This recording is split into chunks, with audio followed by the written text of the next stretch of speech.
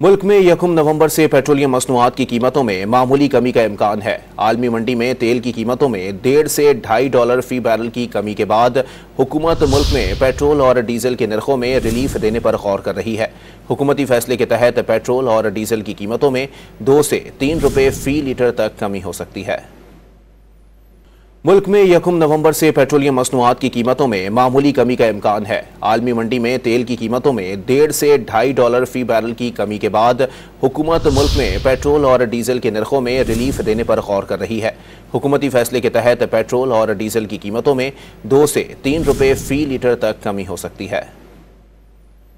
मुल्क में यकम नवंबर से पेट्रोलियम मसनूआत की कीमतों में मामूली कमी का इम्कान है। आलमी मंडी में तेल की कीमतों में $1.5 से $2.5 फी बैरल की कमी के बाद हुकूमत मुल्क में पेट्रोल और डीजल के नरखों में रिलीफ देने पर गौर कर रही है। हुकूमती फैसले के तहत पेट्रोल और डीजल की कीमतों में 2 से 3 रुपये फी लीटर तक कमी हो सकती है।